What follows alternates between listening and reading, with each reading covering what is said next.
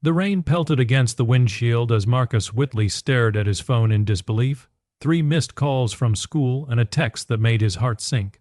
Lily's fever is 102. Please come immediately. He glanced at the clock, 6:30 p.m., then at his boss's office where the executive team was still meeting. If he left now, it would be the 3rd emergency this month. But what choice did he have? As he gathered his things, the corner office door swung open and CEO Victoria Blackwood emerged, her eyes meeting his with an intensity that stopped him cold. "Going somewhere, Mr. Whitley?" she asked, her voice cutting through the empty office. Before he could answer, she stepped closer and whispered words that would change everything. "Take me home or you're fired." What happened next would prove that sometimes the most powerful people carry the heaviest burdens, and that kindness can come from the most unexpected places. If you've ever felt trapped between impossible choices or judged someone before knowing their full story, this video will touch your heart.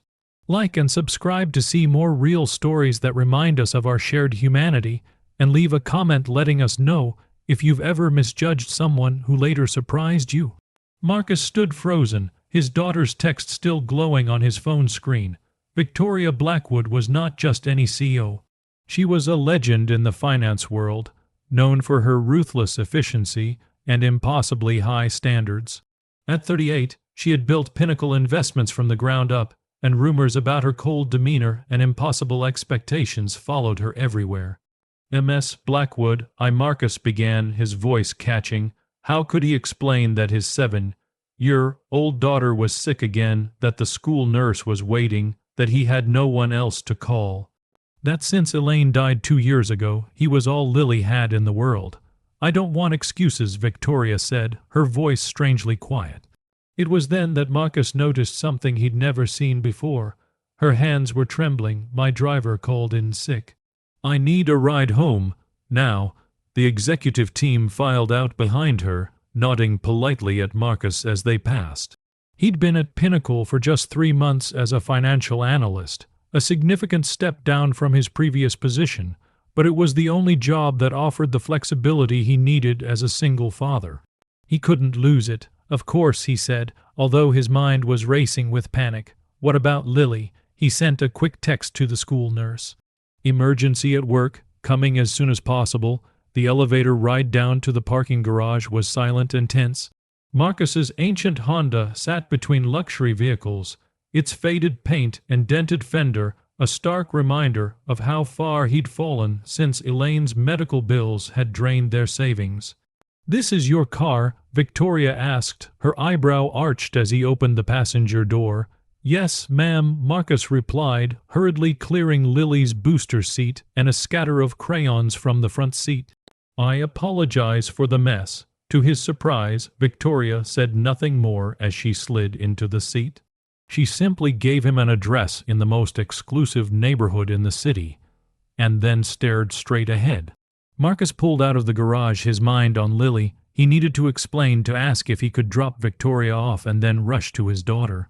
But before he could speak, his phone rang, the school's number flashing on the screen, connected to his car's Bluetooth.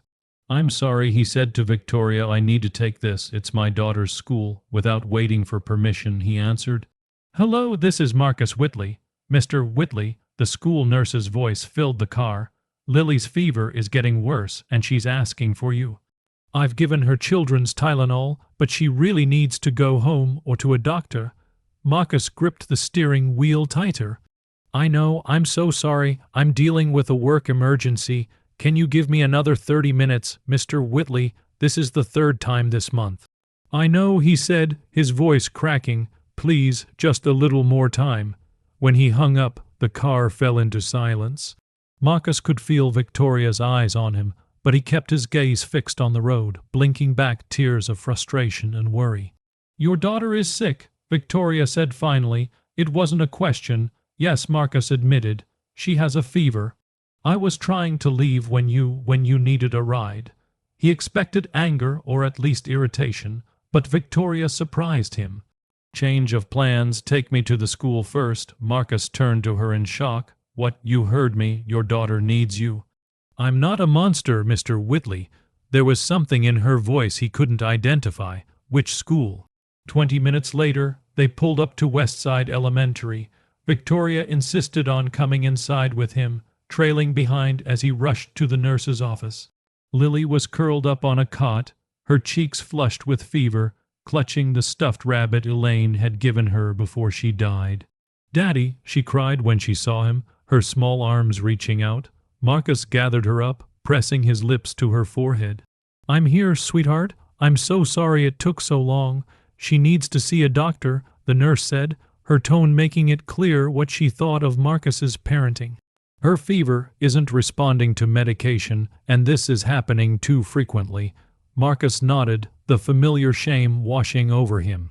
Lily had been getting sick more often since Elaine died, as if grief had weakened her immune system along with his.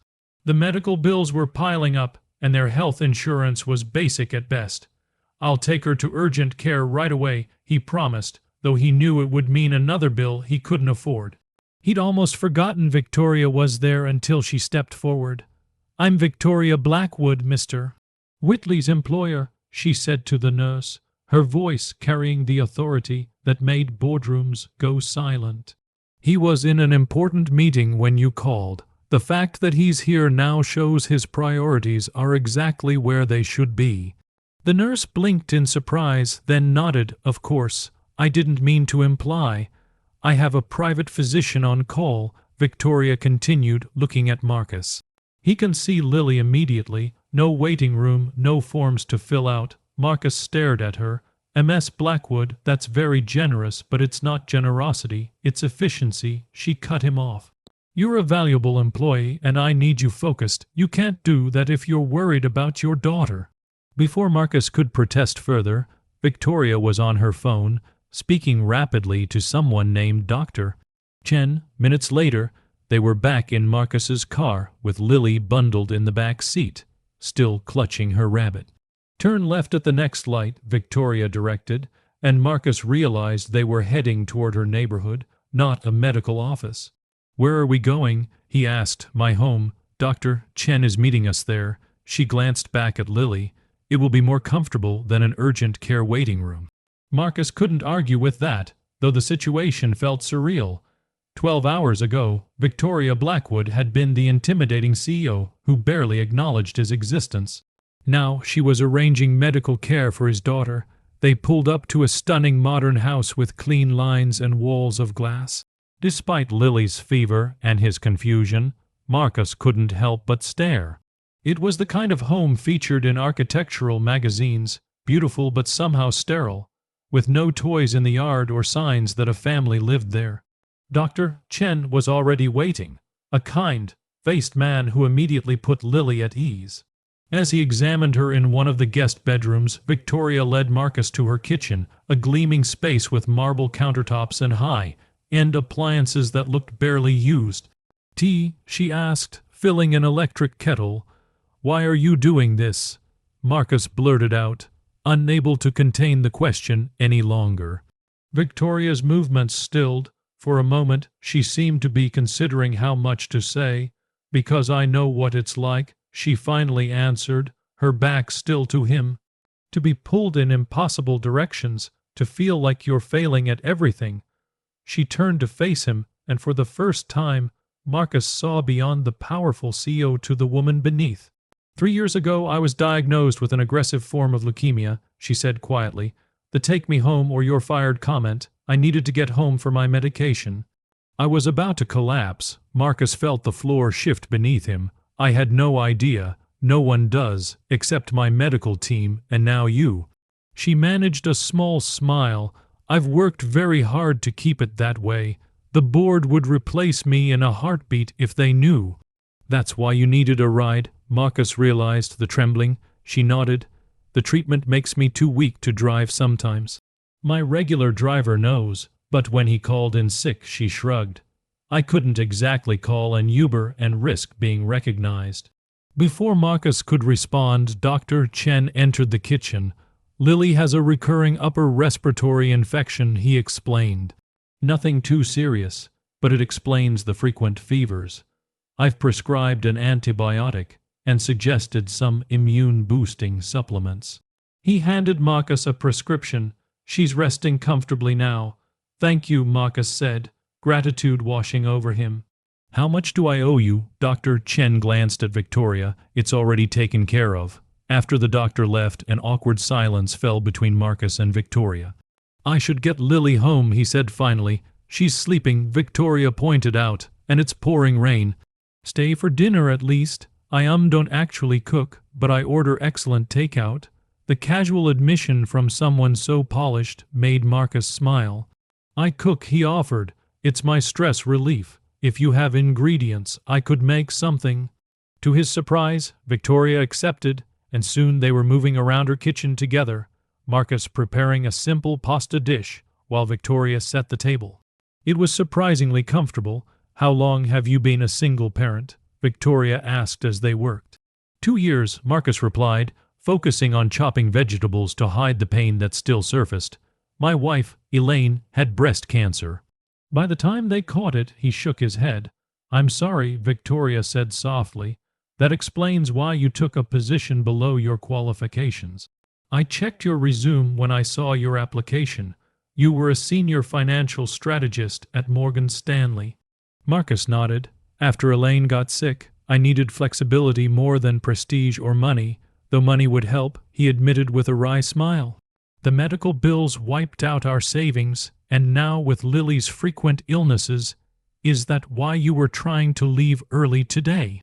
"Financial pressure, no," Marcus said firmly. "Lily always comes first, job or no job." Victoria studied him for a long moment. "You know, Pinnacle needs a new head of family financial planning. It's a division I've wanted to build out, focusing on helping families navigate major life events, education, healthcare, retirement. The hours are regular, and it comes with comprehensive health insurance. The position would report directly to me." Marcus nearly dropped the knife he was holding. "Are you offering me a promotion?" "I'm suggesting you apply," Victoria corrected, but her smile gave her away. "You have the qualifications, and more importantly, you understand the human side of financial planning in a way most of my MBA don't." "Why would you do this for me?" Marcus asked, genuinely confused. Victoria's expression turned serious.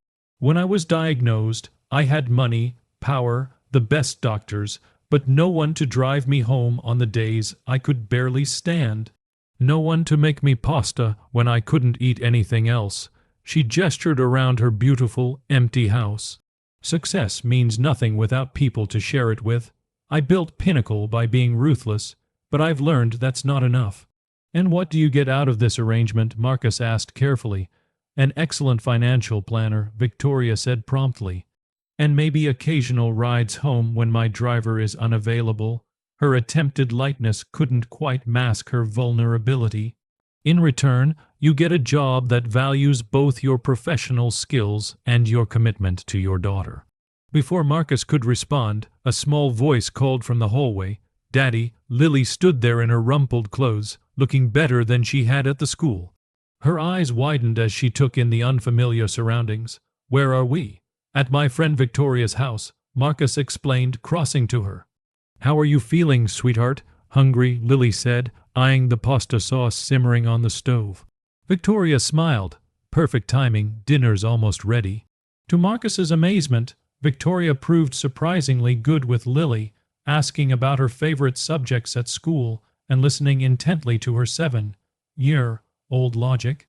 By the time they finished eating, Lily was showing Victoria how to draw rabbits like her stuffed one, and Victoria was taking it as seriously as a board presentation. When it was time to leave, the rain had stopped, and Lily was yawning despite her nap. Victoria walked them to the door. "Think about the position," she said quietly to Marcus. "The formal listing will be posted tomorrow." Marcus nodded, suddenly overwhelmed by the day's events. "Thank you for everything, Marcus," Victoria said as he turned to go. "I meant what I said earlier. I'm not a monster. Just someone who forgot that being human is more important than being powerful." She smiled ruefully. "Sometimes we all need reminding of what really matters." As they drove home, Lily already half asleep in the back seat, Marcus reflected on Victoria's words. He had judged her as coldly as others had judged him, when he rushed out for Lily's emergencies. They had both been fighting private battles no one else could see.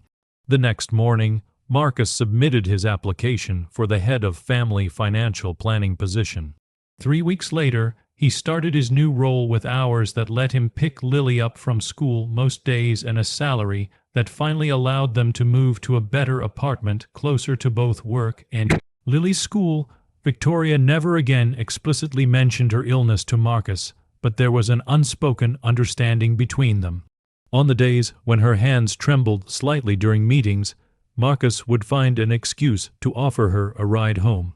Sometimes they would stop for dinner, Victoria joining their little family around the table, her laughter mixing with Lily's. 6 months after that rainy night, Victoria invited them to her home again, but this time it wasn't empty or sterile. She had transformed one of the spare rooms into a playroom for Lily, complete with art supplies and books. "For when you both visit," she explained, almost shyly. As time passed, these visits became more frequent. Victoria taught Lily about business and investing, using toy shops and lemonade stands as examples. Marcus helped Victoria create a more balanced life, reminding her that even CEO needed rest and human connection.